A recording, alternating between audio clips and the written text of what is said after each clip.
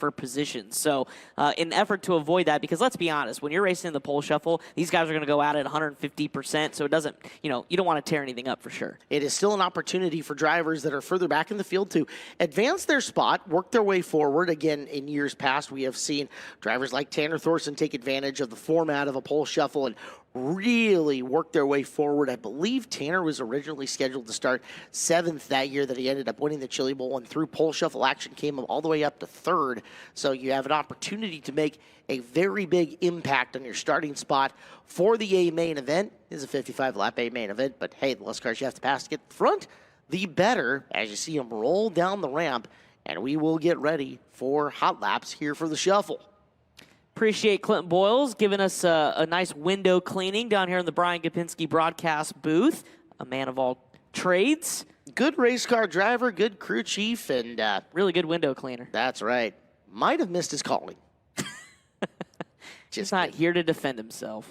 He's doing a great job. Well, he knows how much we appreciate him, right? Yeah, 100%. Taking a look at the Poske's Performance Parts speed shot here in a sunny Tulsa day, but a cold one outside. And part of the reason that there's going to be a little bit of a delay in between these races is that they're trying to let the dust settle down, and they don't want to open the doors up to the outside to get the fans blowing in and blowing more of that dust out of it, because it is so cold outside. And you've seen that every time you've gone up top, all those people who are up at the changeover at the top of the ramp, full jacket, hooded sweatshirts, beanies when applicable. BR Motorsports providing our weather update. Yes, it is up to 21 degrees, but it does not feel like 21 degrees. I mean, it is cold out there. And also, the drafts through here, like you said, running the fans. It's not 67 in here, I guarantee you. It's probably more like 57.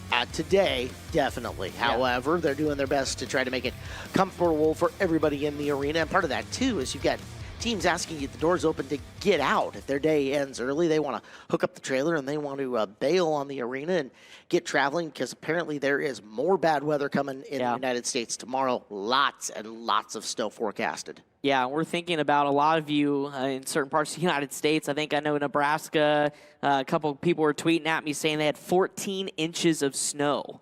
Incredible, and it's still coming down. So best place to be is where you're at right now, watching us on Flow in the comforts of your own home. With a look at Hank Davis firing off for his pole shuffle hot laps. Davis, second place on preliminary night number 2 of action here at the Bowl.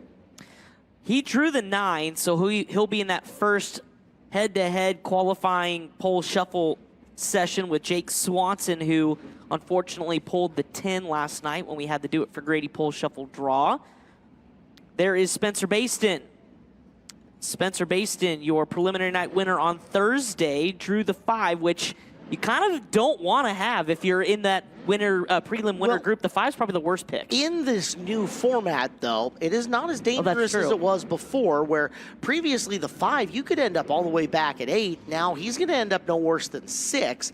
So doing that and changing the way that we do this pole shuffle has definitely taken a lot of the risk out of Spencer Bason drawing the 5 pill, and truly it's putting more work on your driver who got the 6 pill, Tanner Thorson, to move up and through. Now instead of one race where he needs to get to the front, he's got to go through 3 more individual battles in order to possibly get all the way up to 3rd. Yeah, 100%. There's Corey Day on top of the racetrack. There is Jake Swanson in the 55.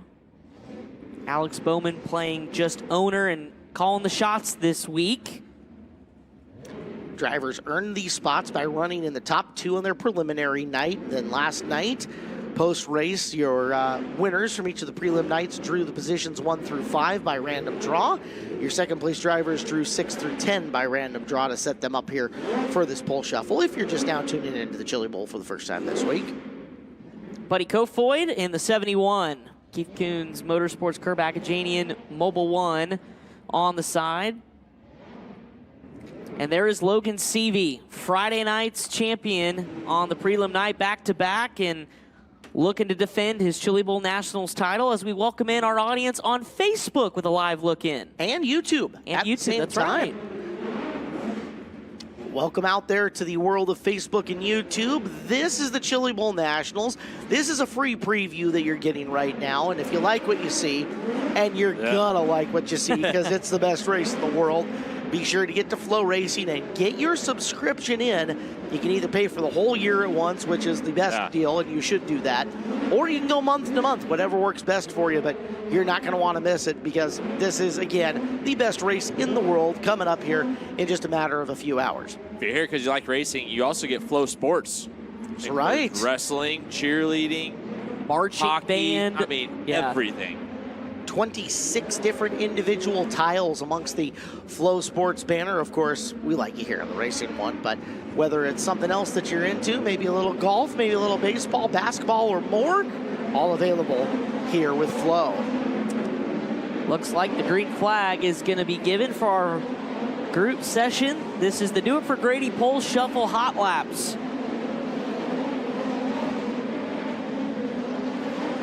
Hank Davis in the white 29 car. Down the back straightaway. Following him, Tanner Carrick's 98, your Monday night feature winner. Kicked it all off. Spencer Bason absolutely dominant on Thursday night, set up by a 9-1 run in his heat race. Unchallenged in the 30-lap A main event. Ryan Timms led a lot of last night's preliminary event before Seavey came along and stole the show. And there's the guy who dominated on Wednesday, Corey Day, one of the young phenoms out of California. Shane Golobic in the Matt Wood Racing 17W with the NOS Energy Drink colors as the caution flag waves on the speedway. And as you look at timing and scoring, Tanner Thorson at the top with 11.986.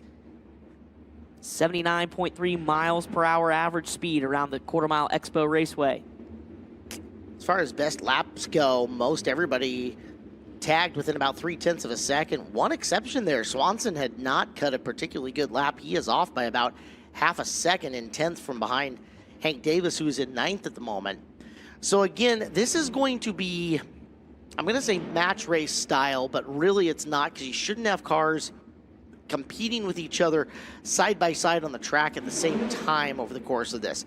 It is a 3-lap time trial competition between the drivers as they each step up from spot. So 3 laps of time trials, 9 versus 10 is what's going to start us out. Yeah. And that means, oh, go ahead, Chris. I was going to say, you got Jake Swanson versus Hank Davis first, and you just mentioned Swanson last on the speed chart in hot laps. So what kind of adjustments do you think you make behind the wheel? I mean, really, you have limited options. Yeah, you need something. And I don't know if we're going to get to see our crews come out here and make any adjustments. In years past, we have. But getting these lined up, if you're Jake, and I don't even know if you know you're that far off unless you just look up at the board. Felt slow, but you got to find a little grip in that thing. We saw, light rework there before we sent these guys out for hot laps just with water. And, you got 6-8 knobs in your car to mess with your shocks. That's it. I'm assuming that everybody's probably got their My Race Pass app out and taking a look at some of those lap times as we go through. So those guys in the staging area, if they found the secret squirrel code for Wi-Fi here in the building, check it out, My Race Pass, which has got all of our live timing and scoring, lineups, historical results, etc. Yeah, and here they come. Here do come the crews, and I mean, it's in qualifying. I know back when I raced with USAC, we'd qualify. There'd be a couple people that would have their phones on them in the infield. You'd qualify and have your phone in your pocket, and so there's tools all around for these guys to figure out, the pace they're at and what they need. But we also have, I don't think we've touched on it at this point in time, at least during the Chili Bowl, is that we had moved the video board last year from turn 1 into turn 2. We replaced that video board that was in turn 1 this year with the scoreboard that's up there, which also keeps a lap counter coming off the corner, your top 5, and in instances like this, your lap times. So that's hanging out there at the top of turn number 1 so the drivers can see where they were as far as the sequencing goes, or if they were paying attention to the lap numbers as they were coming across, the crews can see that as well. Get a look. There was Bill Guest working on Spencer Bason's cars. Ryan Tim's crew going to work. It's Brandon Self kind of leading the charge on that one, and on down the line, all these guys know exactly what they need to do, what their jobs are, communicate with the driver, and make any little adjustments. Keith Kunz Motorsports has 3 different cars out there, so they've divided the attention amongst them, and have sent individual car chiefs towards each car, which is kind of what they do on their preliminary nights of action. Well, Keith kind of heading up the crew chief roles on Tanner Carrick's car. Jarrett Martin would be Buddy's crew chief. And then I think, with Ryan Timms, I believe Bo is kind of the head guy on that. So Brian Ward is at the center of all the action right there in the middle of the infield. Hi, Brian. What can you tell us? Well, I'm going to get a word in here. Spencer Bason has the helmet off. Your crew was messing with your tires here. What were you having them adjust? Not a whole lot. I feel pretty good. I didn't even really try the top because it's still greasy, but they got a good amount of water up there. So I think that'll be the swing here is waiting for that top to kind of come in. And I think it's going to be really good. Once it does, it's just a matter of when it does shift. So I can only see this half of the track, so I'm asking them to make sure, just to keep an eye out to just kind of see how this progresses and if there's any lane shifts here, and make sure that I'm on the right part of the racetrack to make sure we can get a good time. Under caution, a lot of these crew guys step out from the work area and kind of give signals to drivers. You got them hiding anywhere where you're peeking over while you're out racing under green? No, not really. I mean, I don't, when I'm under green, I'm generally focused on what I'm doing. It's tough enough doing what we do, let alone trying to look somewhere else. I don't know how some of those guys are able to do that. So Bill's talked to me under caution the last handful of nights that we raced. Probably be a lot of that, again, the same tonight. Just have to make sure that I'm aware of how the track's changing and how my car's feeling, and make sure that we're making some good decisions tonight because it's an important one. All right, Spencer Bason going to go out here and see if he can set himself up good for the main event. Watching during that interview, Brian Ward, that crew guy, reached in and across and made a shock adjustment right as we're sitting there looking in the cockpit, reached across and put 3 full clicks going counterclockwise, Clinton Boyles. Yeah, probably just untying the right front there a little bit to keep some lefter driving the car on corner exit, center off the corner exit, and make sure Spencer can stay squared up. You don't want to hang here, especially when you're on lap times. And you see Bo Bender. He was down there working on Buddy Kofoid's car, who's a crew chief, and now down there on Ryan Timms. And Brian Ward is down there with Ryan. Go ahead, Brian. Ryan, you had such a good run last night. This car looked like it was a rocket ship. What do you have to do tonight to keep it up front? Yeah, I mean, first off, I'm going to try to get through this pole shuffle as good as I can. And I think if we can start, in the top 5, just to be in the top 7 is awesome. So we got a good shot at, running up front here later in the main, and I'd love to get a driller. You look like last night this car could work going up to that cushion that was building up, or it could work well rolling the bottom. What can we look forward to seeing you do here in the shuffle? Yeah, I think it's going to be around the bottom for a little while, and I think this is a good idea of how the A main's going to be, and we got 55 laps later, so a lot can happen, and I'm looking forward to it. Ryan Timms, they just about got all the adjustments made here, ready for him to roll back out.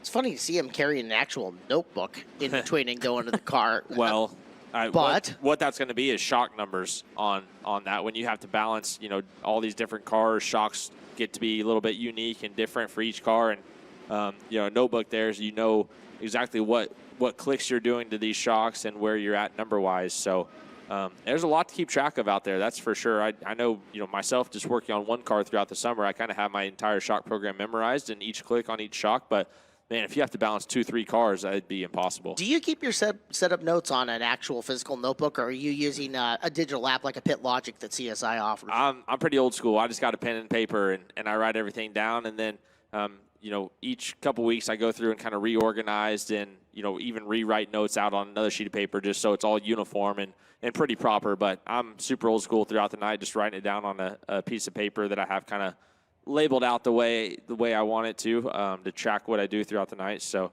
yeah, Pit Logic is a great app, and, even on an iPad, you can see Justin Grant just writing in there in his notes app. So, tons of tools out there for these guys, but for me, it's hard to beat just a pen and paper. Well, it looks like it is go time, guys. Crews have cleared. Engine's going to fire here round number 1 of the pole shuffle time trial style this year. 10 versus 9 as the Ally sponsored number 55 of Jake Swanson. Out first, running for Alex Bowman. And they are going to put 2 cars on the track at the same time here.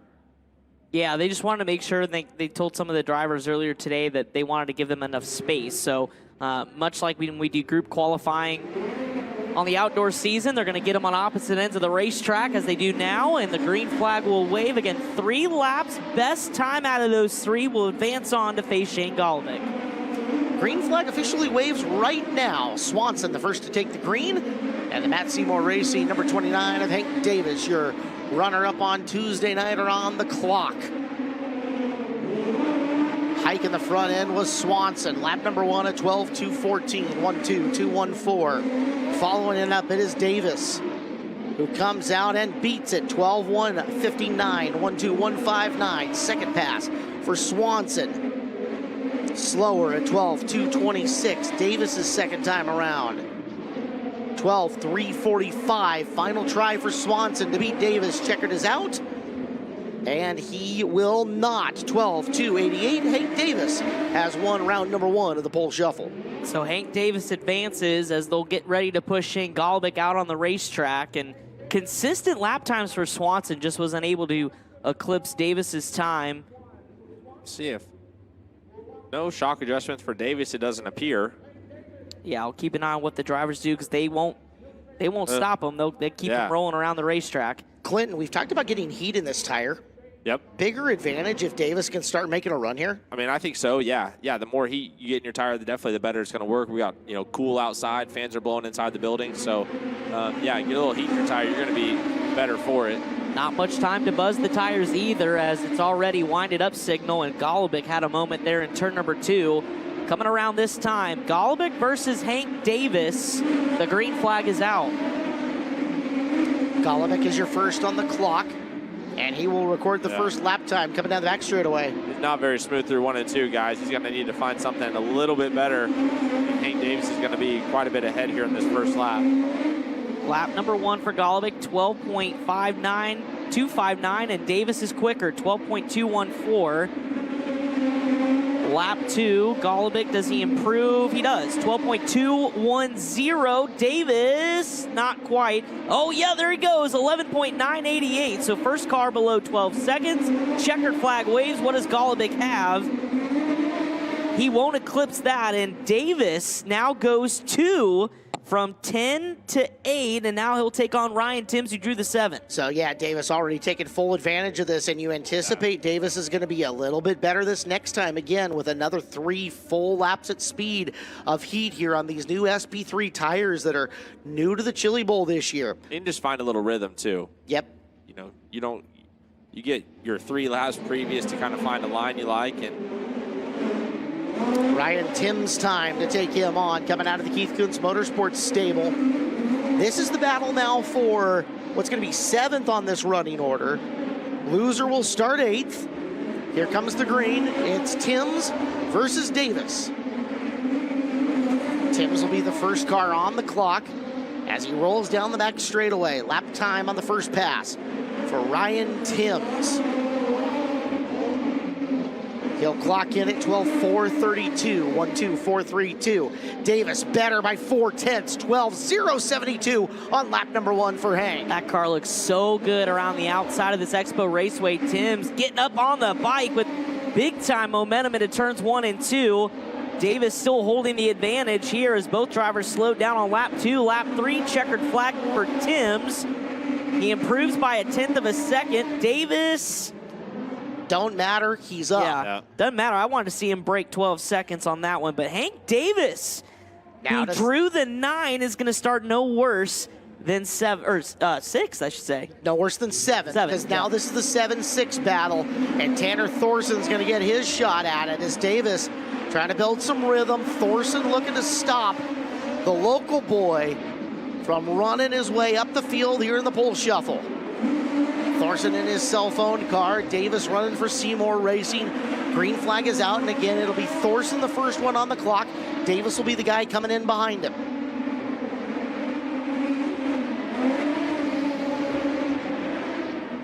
And first, and I had that backwards, I'm sorry, Hank Davis gets the first lap, 12:325. Thorson better on lap number 1 at 12:285. Davis needs to improve. He does big time at 11.944. 11944. Thorson slow, faster on lap 2 at 12.108. Thorson hit the front stretch wall right at the line. That's got to hurt his third and final lap just a little bit. Davis at 12.483. Thorson, does he have anything left? He does not. Hank Davis moves to 6 now in the pole shuffle. And this crowd is getting into it here in the arena, guys. This is what we talked about yesterday. The opportunity is open for somebody like Hank Davis to jump up several rows. Swanson will start 10th, Goic 9th, Tim's 8th, and Thorson 7th, as now the battle for 6th is on. Make that 5th if whoever can advance here. Spencer Bason is the man out there, Thursday night's preliminary night winner. We saw these two have a hell of a battle last year on the prelim night, going head-to-head again on the clock.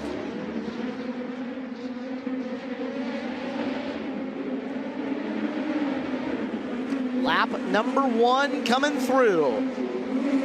Bason throws down a 12.1. Davis a 12.4. So Davis now gonna have to pick up 2 tenths. Oh, Spencer Bason's upside down. Spencer Bason bikes it in 3 and 4 and stuffs the nose of that thing hard into the wall. Nearly the same spot he went upside down in practice on Sunday. He does it again during the Do It for Grady pole shuffle. I wonder how they're gonna score this, guys.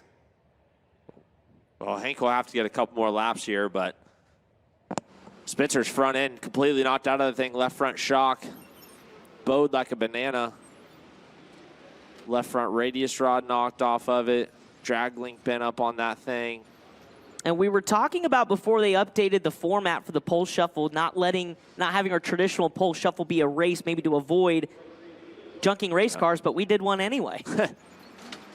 Oh, that doesn't help anything. Yeah, one of these radius rods was dragging and caught the ground, knocked it off. I think the rod is completely broke now and will just fall to the ground once it's buried in the ground. Spring off the shock, yep. There we go.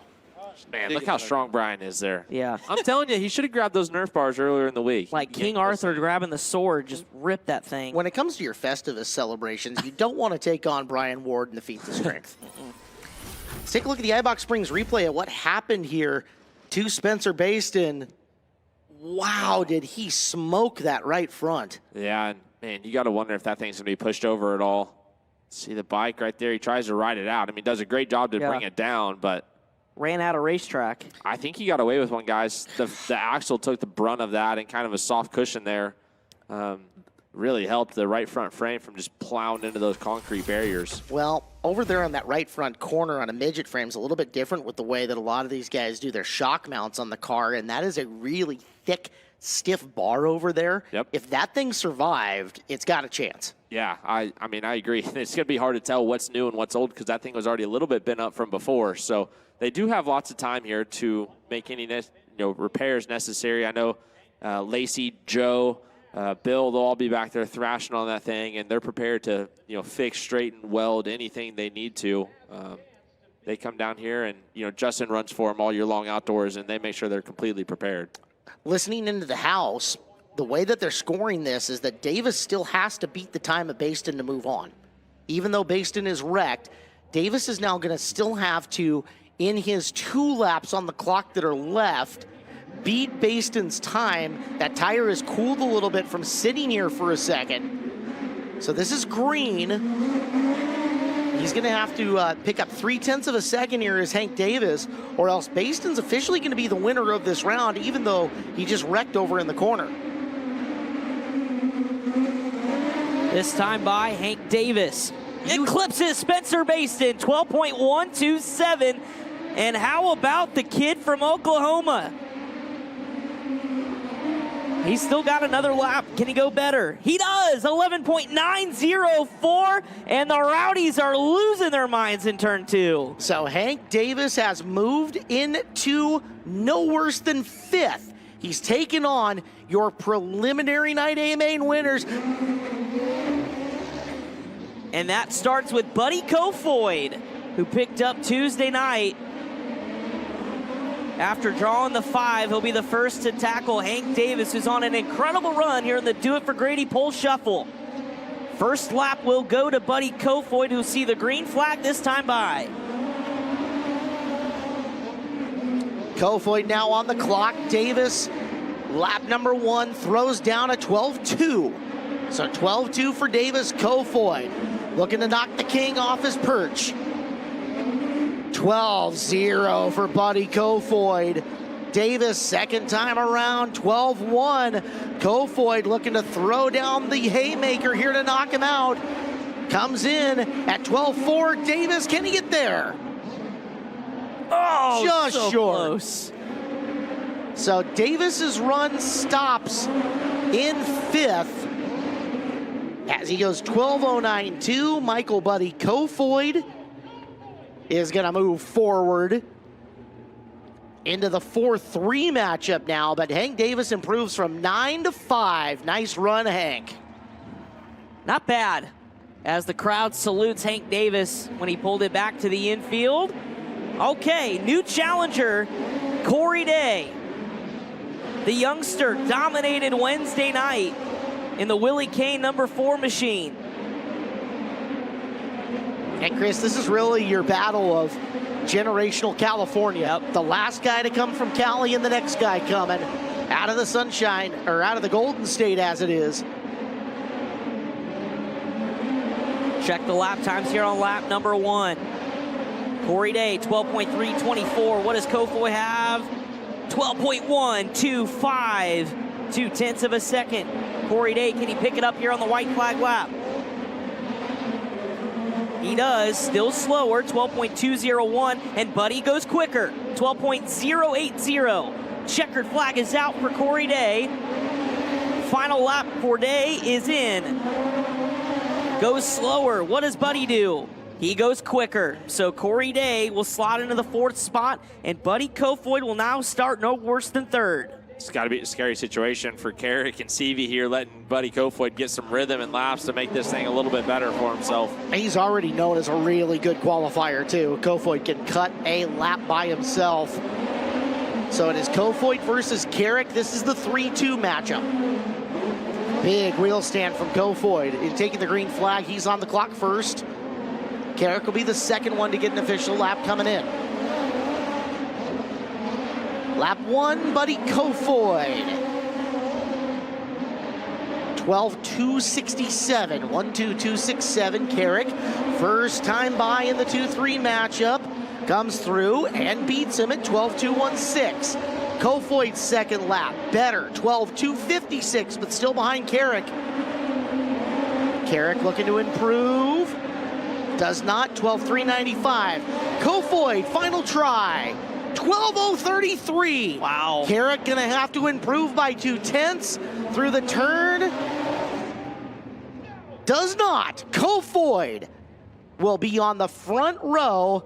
Will he be on the pole or will he be outside?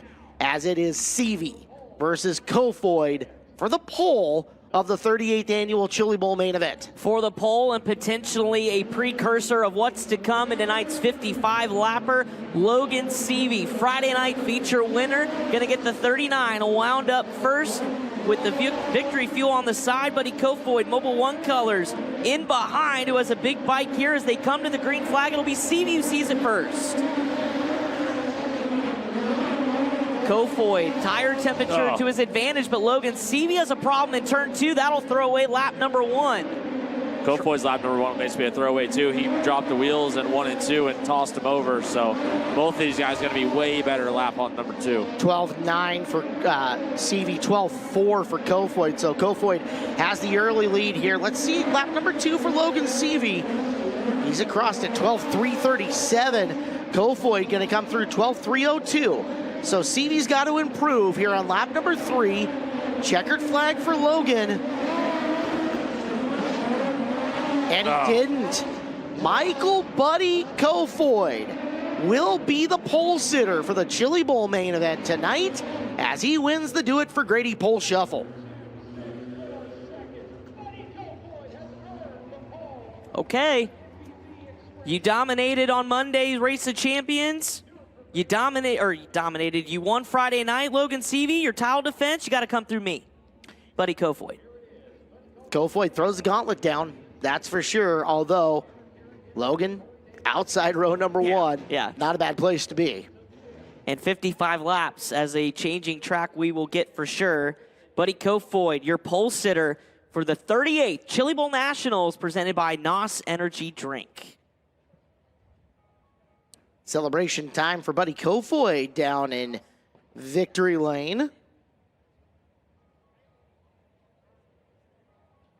We'll give him a couple of seconds, his helmet off, and interestingly enough, kind of a first look at what the main event could look like between the two dominant forces in this building for the last decade, between Keith Kunz Motorsports and the guys with the Swindell Speed Lab group.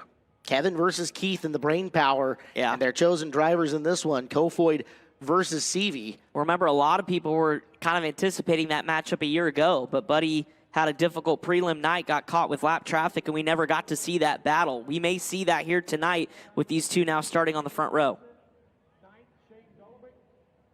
So the rundown before we talk to Buddy Kofoid. Buddy Kofoid, your pole sitter. Logan Seavey will start on the front row. Second row will be Tanner Carrick and Corey Day. Third row, Hank Davis and Spencer Bason. Fourth row, Tanner Thorson, Ryan Timms. And your 9th and 10th starters, Shane Golobic and Jake Swanson. Buddy doesn't give away a whole heck of a lot. He's usually Joe Cool down in victory lane, but he is extra not emoting right now. And I wonder if he believes that he's got more than he needs to get out of that race car. He did not cut the best lap that we saw there. Yeah, for sure. I mean, his best laps were in the previous two sessions. Both drivers struggled in that head-to-head battle for pole. So not indicative in terms of the best speed of that session, but he had to do, or he did enough to do what he had to do to take pole. So at some point we're going to